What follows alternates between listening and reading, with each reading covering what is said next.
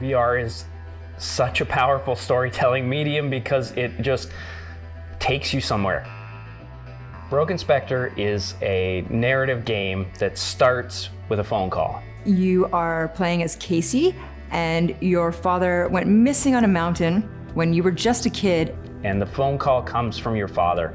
He's very sorry, and he wants you to come and get him. Hey kid, it's me. Against your better judgment, you decide to kind of see what it's all about. So you return to the mountain to look for him. You find not only evidence that he's been there recently, but that he's been discovering things of his own. And the things that he's discovering keep getting darker and darker, and the higher that you climb this mountain, the more secrets that you learn about your own family. It's meant to hopefully make players think about how much free will they really have, how much of a role their families and their upbringings have in terms of who they are as a person.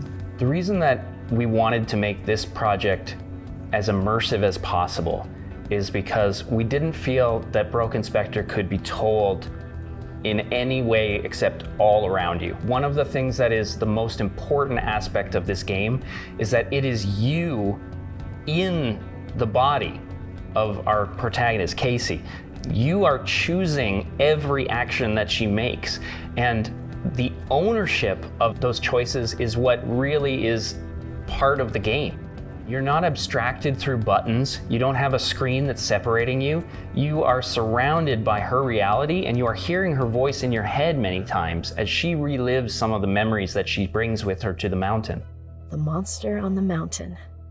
I was so certain I saw it. Really does feel like you're inside the world of Broken Spectre, and that is just a different emotional experience than if you're watching it from, a distance. You want to be pulled along with Casey on her emotional journey and really feel like, yeah, I want to find Grant. I'm compelled to find Grant. What I really want to accentuate is that this game is perfect for the kind of person who wants that deep immersion for a longer period of time. If you're thinking of this more like, diving into a story in one big bite, it's like an evening full of entertainment. One of the coolest things about being in VR is that you literally can't do anything else. It's very different from other screen-based media where second screening and being on your phone is so common, but in VR, it's like literally all you can do. So at the end of Broken Spectre, I just wanted the player to at least have some inkling of why this happened.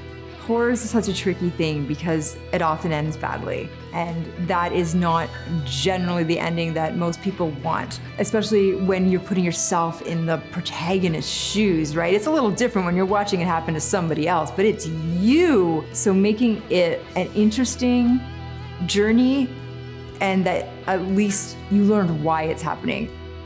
This isn't a game that you're meant to win. This is a game that you're meant to experience.